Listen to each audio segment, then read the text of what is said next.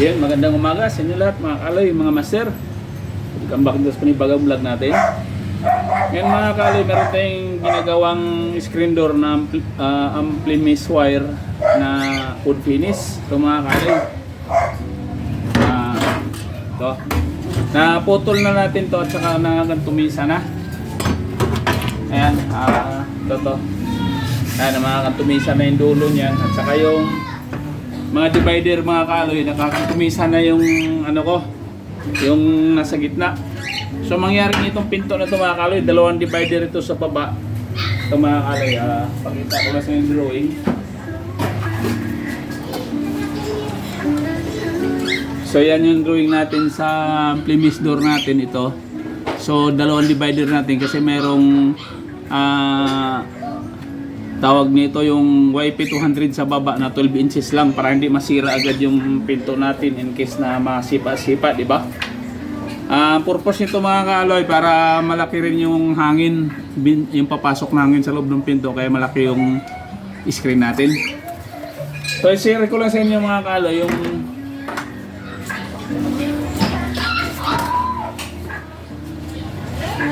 share ko lang sa inyo mga kaloy yung paano ako gumawa ng screen door na quality yung paggagawa at saka lahat ng corner nakakatumisa pati yung divider natin na kuntumisa yung mga palikpik niya. So ito mga kaloy, hindi ko na lang pinakita sa inyo yung pagkatumisa nitong dulong-dulo kasi lagi naman natin ginagawa ito.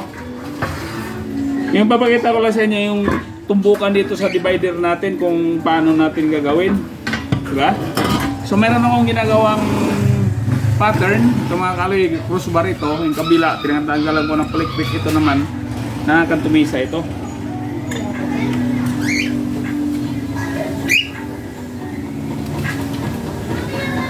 So ito mga kaloy, inanuhan na natin ito, may sukat na ako rito, hati at saka sa baba, mayroong 12 inches dito. So ang gagawin natin, tanggalin muna natin ito bago natin ikantumisa. Ayan. Ayan mga kaloy, ganito tayo gumawa-gawa. Ito purpose nito para diyan, para ano natin, matatanggal natin yan. So pwede naman natin grinderin. Ito, minakina ko lang ito kasi nakokontrol ko naman yung makina. At anong gagawin natin yung makina, nakokontrol ko na yan. So kung mahirapan kayo sa makina, pwedeng grinderin or lagariin. So para makuha natin yung ano nito mga kaloy, yung pagkantumisa nito, kailangan mo natin siyang tanggalin dito. Itong pattern na una, gano'n, di ba? Tanggalin muna natin, kayurin muna natin siya ng lagaring bakal na. Kayurin muna natin siya ng gano'n para hindi malalim yung kikikili natin. Kasi kung diretso natin place yan, malalim ang laki ang kikikili natin. So maganda yung kayurin muna natin para manipis lang yung ano natin, kikikil natin. Yan. Yan, diba? So, tikilin natin ng gano'n kasi diyan tayo maglagay ng bracket mamaya kaya lang kailangan flat siya. Eh, gano'n din dito sa kabila. Bago natin siya kantumisahin, kailangan nakakikil na yan. Yan, kabilaan na namin natin para yan.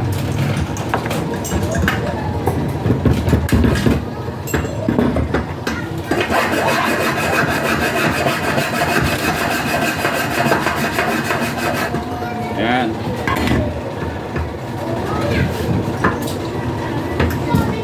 So ngayon mga kaloy, ikantumisa na natin ito. Yung makina natin, pag set up nito, kaya yung makina natin mayroong ano dito, kasi pwede tayo naka 45 degrees ng pa-slanting. So idiin lang natin, tulugan lang natin ito dito. Idiin lang natin, ganyan makina natin. So yan ang purpose ng makina na, kaya nakaganon makina natin. Kasi may kantumisa tayong dalawang purpose nito, kantumisang pa-slide at saka kantumisa na 45 degrees. Naka 45 degrees niya, naka-slide lang. So ganun gagawin natin.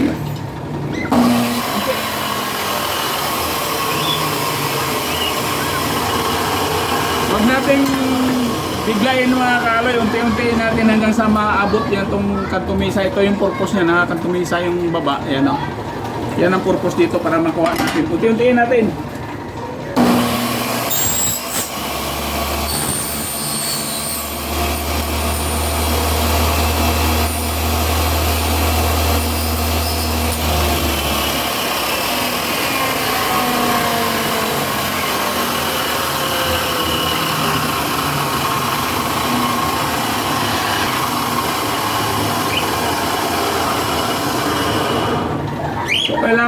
kaloy, magkalang tayo dito sa likod ng tubular na 1/1 para umatras konti kasi alanganin.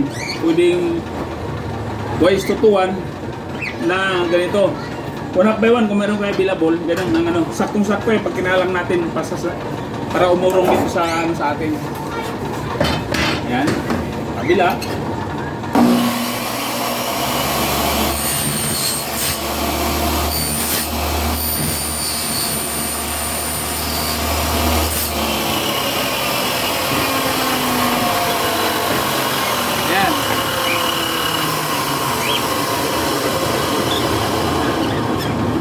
Kailangan unti-unti para hanggang sa umabot yung ano natin. Kung alanganin pa, di laliman pa natin. Kaya sumubra na nga ito puti. Pero okay na yan.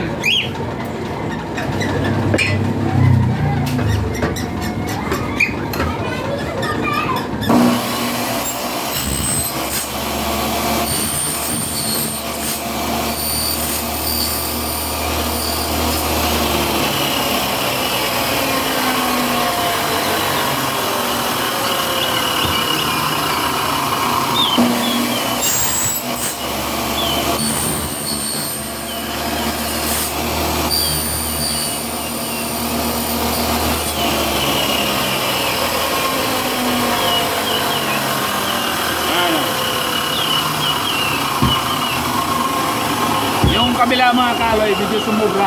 Pero okay lang naman yun, mayroon kunting awang, lalagyan na yung tusilan. Hindi talaga natin mapiperfect. Pero pag ganito, maunti-unti natin, ano, lapat na lapat yan mga kaloy. Diba? So ganun na yung forma niya sa crossbar natin. O, walang siwang yan.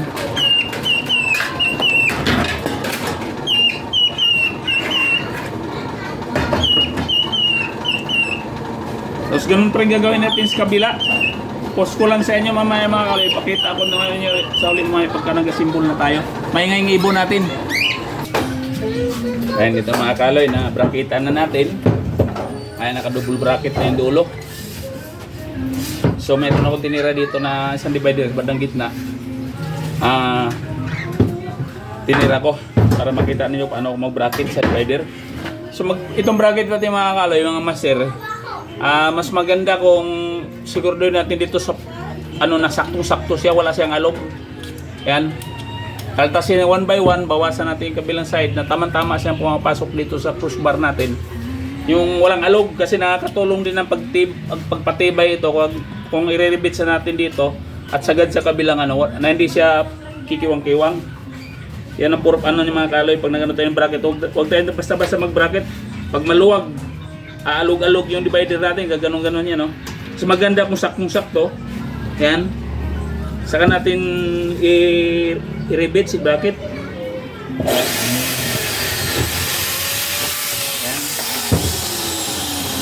Yung iba kasi mga kaloy, nagpa-bracket, manipis lang. Mas maganda kung may mas makapal na pang-bracket. Ito pwede na itong pang-bracket talaga. Ayos na ayos yan. Yan ang gamitin natin. Yan.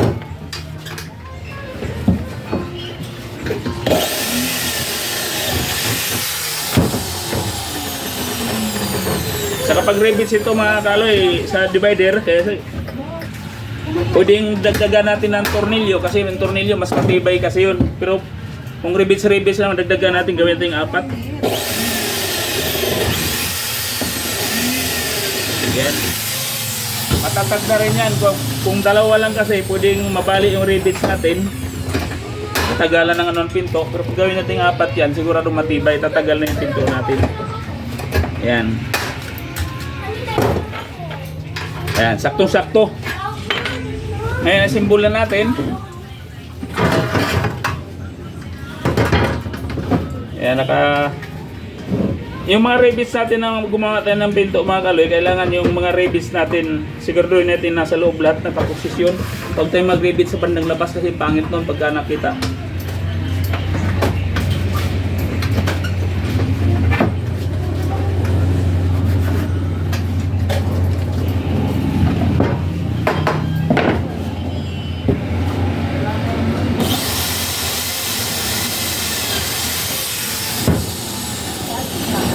Ha? Ano yun? Atin yan. Wala ko ng 5 dyan. Ha? Salamat sir. Tangin na lang. Sa Pasko bayaran.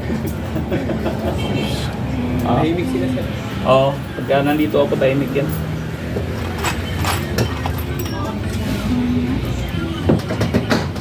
Yan. Double bracket lagi natin mga kaaloy.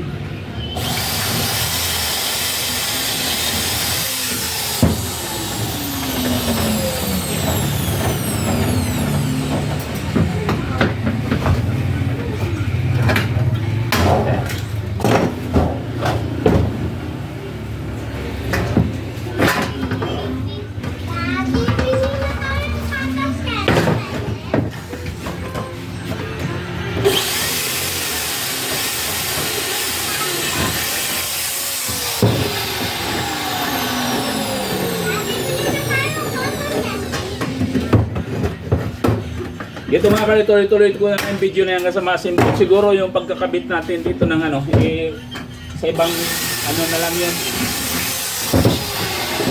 Sa part 2 na lang siguro yun. Mag part 2 tayo sa video na to.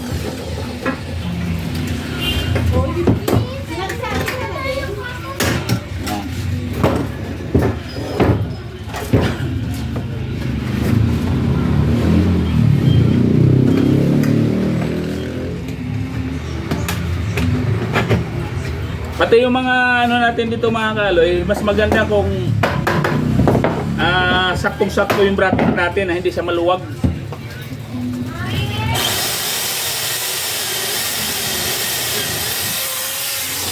Kasi nakakatulong yung bracket kapag saktong-sakto siya sa loob ng ano, sa loob ng ano natin, framing.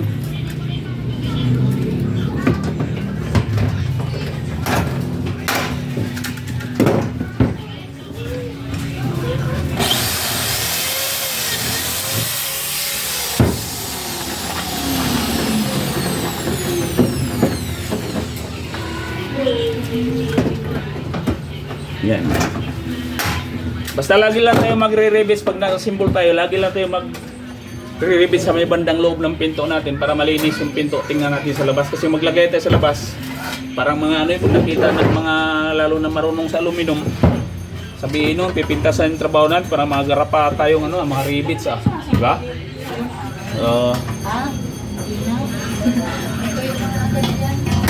Yan, dito bandang loob lang tayo mag-rivets. Yan, kita nyo yung mga ano mga kabili natin. Yan, di ba?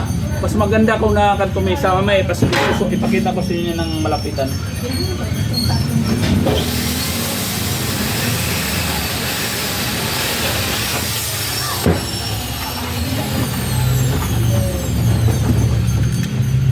Ano, kahit isang rivets lang ito mga kaloy, basta sakto yung ano natin mga kaaloy, sakto yung bracket natin. Kahit isang rivets pa lang, ano natin, hindi na siya kikiwang-kiwang, di ba? Patibay na. Kasi kumukontra na eh.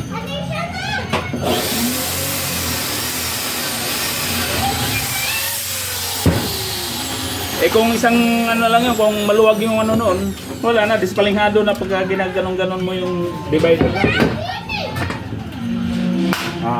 Ayan. Pag nagdalawa, tibay na, di ba? Yan ang technique niyan sa pag nag-bracket tayo. Huwag tayo mag-bracket ng maluwag doon sa loob. Kailangan saktong-sakto siya.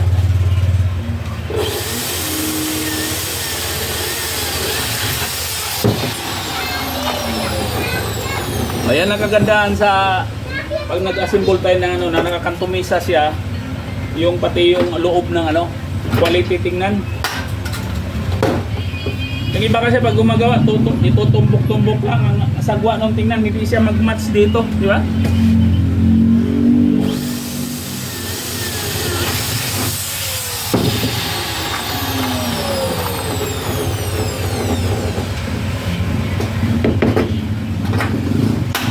Ayan. Lagay natin tong para sa kabila.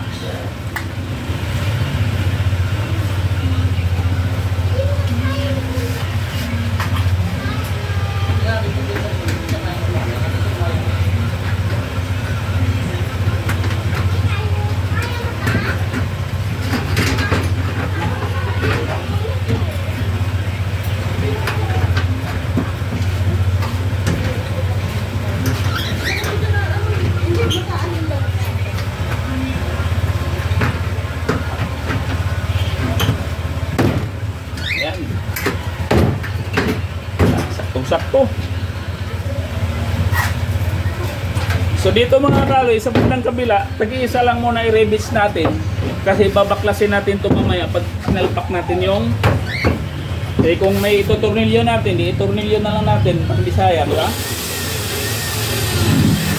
Isang rebits lang kasi tanggalin pa natin ito mamaya. Abangan na lang natin ng mga butas-butas para pagka naisalpak natin yung ampli-miss nito, i-rebits na lang, di ba? O ito yung mga kaloy yung bandang baba, kaya na yung unang nano kung medyo may siwang. Pero kaya namang ano yan, lagyan na lang natin ng puting sealant yan. Medyo napalaki yung kaltas ko, medyo manoy makina eh. Hindi ko kasi nakalangan ng tubular na 1/2 by 1/2.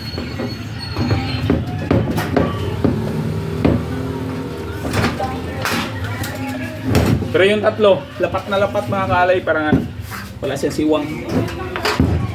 Ayan, yung kantumisa natin, yung 45 degrees natin dito, kailangan lapat na lapat yan. Kasi nang kantumisa ka rin kasi na hindi lapat mga kaloy, pangit din yun. Mabuti pa itumbok-tumbok mo na lang, di ba? Makangiti, pangit.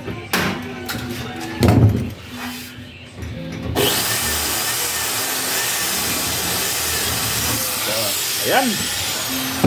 So, ayan, okay na yung ano natin mga kaloy. Pinto, gawa na. Gagawin natin dito, salpakan na natin mamaya, putol-putulin na lang natin yung ampli-miss wire na ito. Tapos, ipaparto na lang natin. So, abangan nyo na lang yun kasi may kunting diskarte din tayo doon. Lalo na pagkabit dito sa bus at tawag dito, YP200. Kaya abangan na lang Sparto mga kaloy.